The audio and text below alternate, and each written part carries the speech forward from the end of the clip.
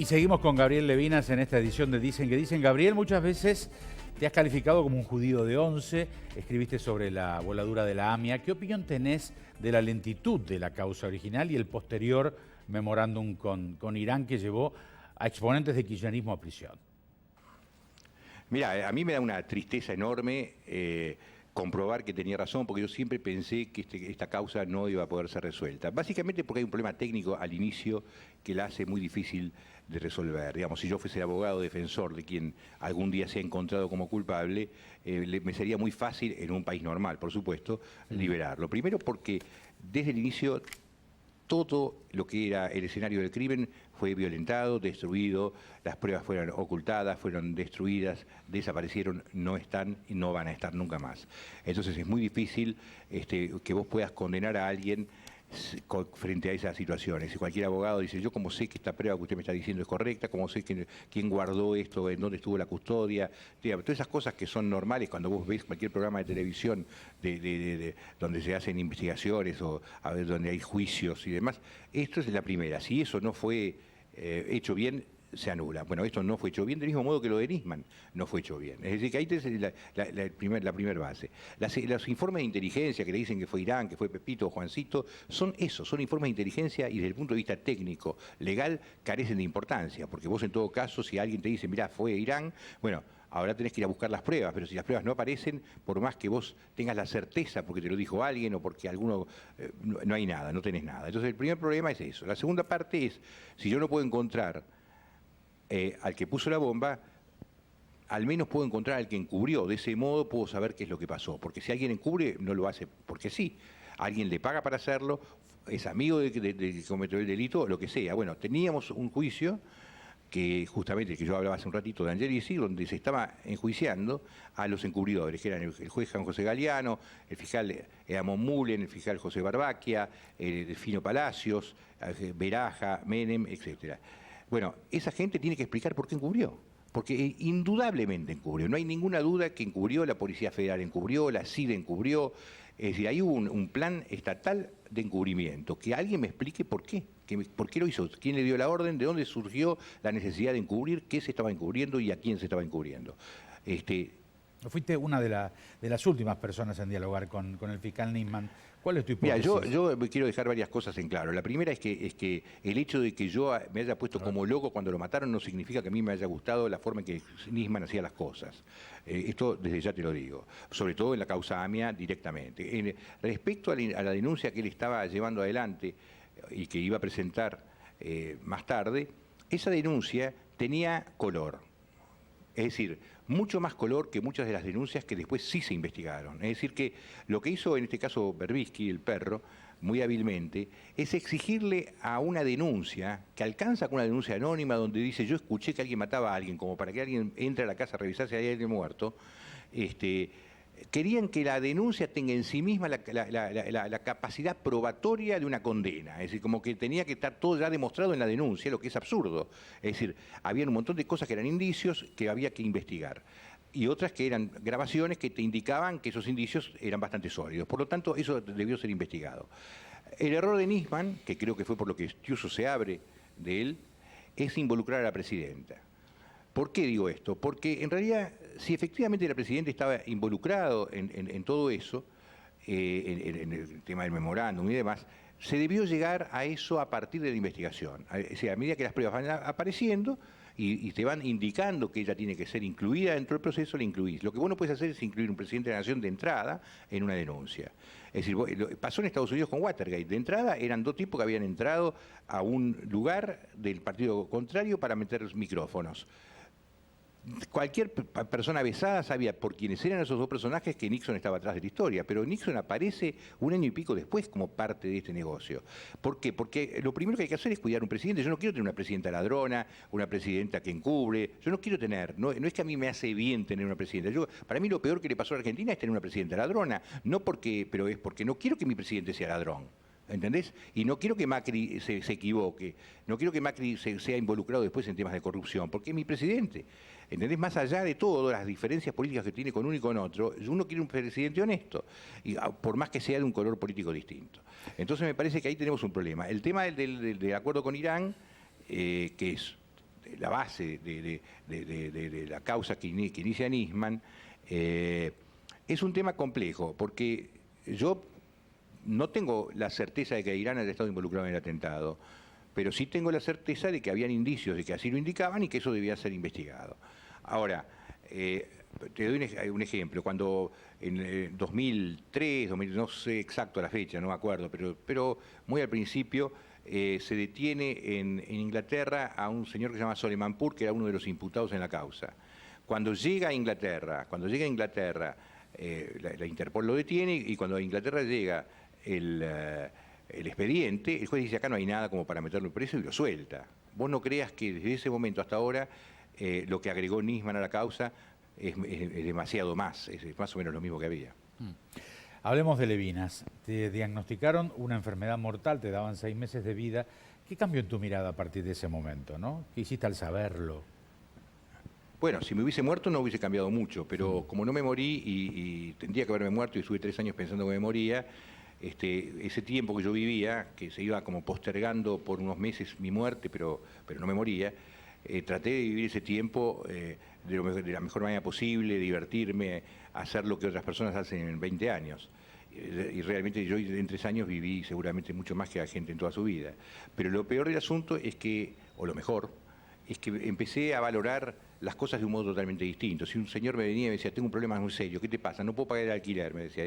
¿Y a eso te parece un problema serio? ¿Entendés? Yo empecé a tener una tabla de valores muy distintos al resto de la gente. Cuando se me terminó el problema, no pude cambiar mi tabla de valores. Seguí tratando de vivir al día, porque pensé que como si me fuese a morir al día de hoy, todavía sigo haciéndolo. Mi tabla de valores es completamente distinta a la mayoría de la gente. Valoro la vida de un modo absoluto, es decir, para mí la vida por encima de todo. No es que estoy en contra del aborto, en el sentido, pero si pudiese evitar de cualquier manera que alguien se haga un aborto, lo evitaría. Ahora, si lo quiere hacer, de última que lo haga, pero digamos, yo estoy a favor de la vida de cualquier situación, en cualquier circunstancia, porque es lo único que no tiene vuelta atrás si te equivocás. Otro de los hechos que marcaron un giro en tu vida fue la decisión de ir a vivir al Monte Formoseño durante 6 años. ¿Qué aprendiste en ese tiempo? ¿Serías el mismo sin haber pasado por esa experiencia? Contanos un poco. Bueno, vos sabés que me parece que una de las cosas que me preparó más que nada para poder vivir con ellos fue exactamente lo que hablábamos antes, el tema del cáncer y de pensar que me moría rápidamente. Pero justamente porque ellos, que son cazadores, ellos viven al día, ellos no planifican absolutamente nada, porque ellos viven de la caza y de la pesca y de la recolección de frutos, porque vivían en un entorno muy amable, en el sentido que tenía para ellos alimento, tenía todo, entonces no necesitaban, como los agricultores, que había diferencia enorme entre invierno y verano, había que plantar para que en el invierno poder guardar, es decir, toda esa cosa que es la cabeza nuestra de la sociedad normal, que es occidental y demás, que es plantar, esperar, planificar hacia el futuro. El cazador no planifica hacia el futuro, está conectado con el momento que vive absolutamente, porque si no, no podría sobrevivir. Y me parece que eso yo lo tenía medio puesto por esta historia de la enfermedad, es decir, que había una comunidad de pensamiento en cierto aspecto, no más que de pensamiento, de forma de vida, de forma de sentir el mundo de alrededor. Y entonces ahí me conecté muy rápido con ellos, por ese lado. Por el otro lado, había una situación muy difícil que ellos vivían, porque era el final de una forma de vida y el comienzo de otra forma de vida que ellos no comprendían y que siguen sin comprender al día de hoy, y encima están, digamos, porque si ellos tienen su vida y tienen su espacio y tienen su lugar, que entiendan o no entiendan lo que hacemos nosotros es secundario, pero si resulta que nosotros ya avanzamos sobre sus propias tierras y no los dejamos vivir, ahí ya cambia la mano, y para eso ellos no están preparados, porque te digo, al día de hoy en esas zonas hay un montón de chicos que van al colegio y no saben hablar una palabra de castellano, hablan wichí o hablan cuom, hablan piragá, y esa gente, y en lugar de ponerles maestros de ellos mismos que les enseñen y demás, para ponerlos y que tengan la misma currícula que nosotros, simplemente presencian las clases, comen la comida y se van sin saber nada más que lo que sabían cuando entraron. Háblanos de tu familia, una referencia. Mi papá. Mi papá o mi mamá, cualquiera de los dos, pero mi mamá era una mujer que nos metió en el arte, que nos metió en el buen gusto, en las comidas sabrosas, en un montón de cosas. Y mi papá, un tipo, si bien no era un intelectual en el sentido que uno conoce a los intelectuales de acá, era un tipo que venía de estudiar el Talmud y tenía un pensamiento talmúdico absoluto, y muchas veces, cuando yo no sé qué hacer en alguna cosa, pienso qué haría papá. y se me resuelve rápidamente, ¿no? Tiene frases famosas, por ejemplo, el otro día recordábamos una que me decía, Gaby, vos sos un chico inteligente, pero por más inteligente que seas, nunca vas a entender a un tonto, ¿no?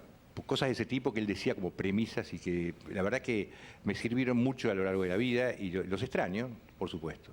¿Tenés hijos, Gabriel? Tengo 4 hijos. ¿Todos de la misma madre?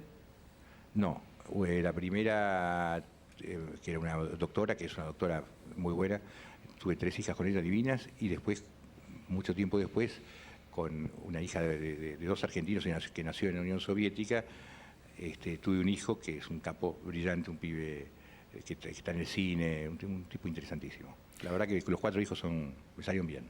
Tuve suerte, ¿sabes? Tal vez porque les di poca bola al principio, entonces ellos tuvieron que hacerse solos y no tuvieron que depender tanto de mí, y no son los hijos de papá, sino que cada uno de ellos es su propia personalidad. ¿Cómo definirías a Gabriel Levinas? Un chanta un poco más documentado,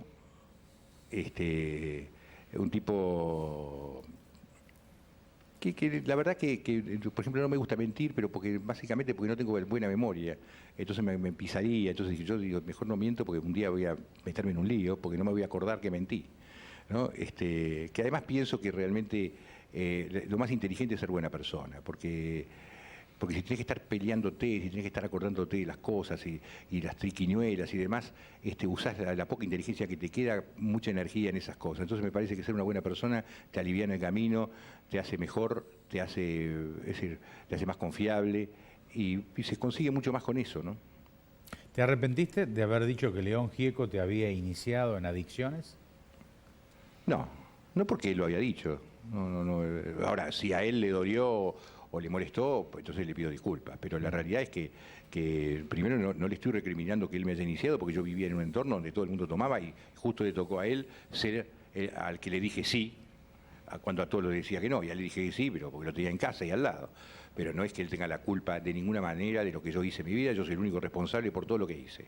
No le echo la culpa a nadie, me parece horrible la gente que le echa culpa a los demás por las cagadas que hace uno. Pero sí, y aparte él lo había dicho abiertamente. ¿Por qué nadie se enojó conmigo cuando lo nombré a Charlie? Que yo empecé con León y terminé con Charlie. ¿Por qué no se enojó? Porque Charlie lo dijo 20 veces. La gente por ahí no recuerda porque pasó mucho tiempo, porque Charlie se siguió drogando durante muchos años, León dejó más o menos en aquella época. Entonces, mucha gente que no vivió esa época o que no lo escuchó a León no sabe que León iba a Puígar y a curarse, tenía un mambo con eso que le costó resolverlo hasta que lo resolvió, por suerte para él. ¿Tiene futuro la Argentina? Así no tiene futuro. Me parece que Argentina, lamentablemente, va a tener que caer mucho más abajo para darse cuenta y reaccionar. Viste, cuando te estás hundiendo tenés que tocar fondo y ahí golpea fuerte contra el fondo de la pileta y subís otra vez. Me parece que todavía, como decía un amigo italiano que una vez vino para que yo lo ayude a hacer unas notas que tenía que hacer en la época de las Malvinas, me dice, mientras queden palomas en la Plaza del Congreso es porque la crisis no llegó a su fondo. Gabriel, queremos agradecerte tu presencia en el programa. Amigo, gracias por estar y hasta cualquier momento. Que te vaya bien. Gracias a vos por considerarme para llamarme. Hasta siempre. Ahí estaba nuestro compañero, el colega Gabriel Levinas. Sugerencias a dqd@fibertel.com.ar. Nos vamos a encontrar la próxima semana. Han sido muy amables. Muchas gracias.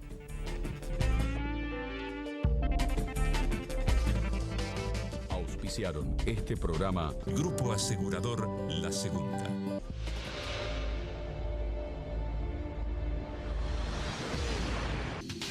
Municipalidad de Rosario. Helados La Montevideana, un helado que alimenta. Sport 78, Rosarino por deporte. Un banco diferente. Banco Hipotecario.